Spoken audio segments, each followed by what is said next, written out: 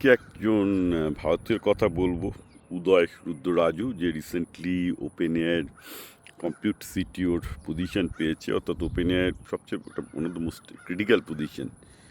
AI যে compute করে তার ক্লাউড সার্ভিসেস হেড হিসেবে অ্যাপয়েন্টমেন্ট পেয়েছে। ছেলেটা এর আগে এক্সআই থেকে শুরু করে অ্যামাজন থেকে শুরু করে অনেক ভালো ভালো জায়গায় কাজ করে এসছে, এবং খুব ইন্টারেস্টিংলি ছেলেটি কিন্তু আইআইটি বা এনআইটি নয়। আইআইটি এনআইটি নয় তো কোথাকার, ও একটা পাতি একটা অন্ধ্রপ্রদেশের টিয়ার 4 ইঞ্জিনিয়ারিং কলেজের।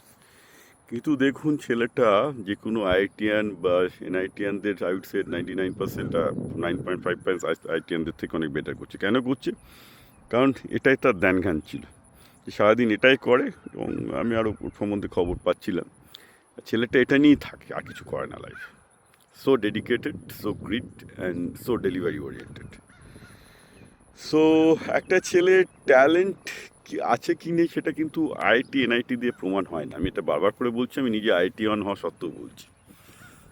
কয়েকটা প্রশ্ন, কয়েকটা আইটি স্টাইলে আমি ফিজিক্স, কেমিস্ট্রি, ম্যাথামেটিক্স মুখস্থ করলাম মানে আমি super intelligent. Bullshit, total bullshit.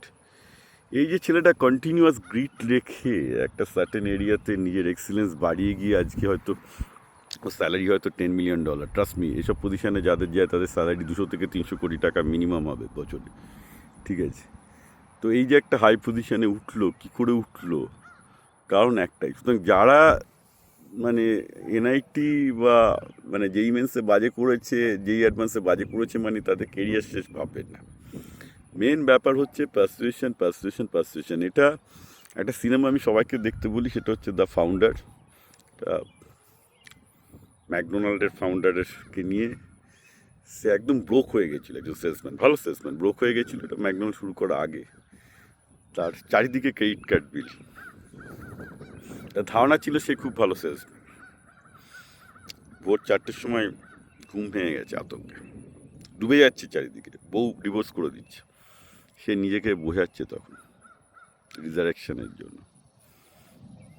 কারণ তার ভালো ইউনিভার্সিটি স্টুডেন্ট ছিল, যে প্রচুর ভালো ইউনিভার্সিটি স্টুডেন্ট থাকে, প্রচুর ছেলে পেলে ট্যালেন্ট থাকে। সফল হতে গেলে একটা জিনিসই দরকার, পারসুয়েশন।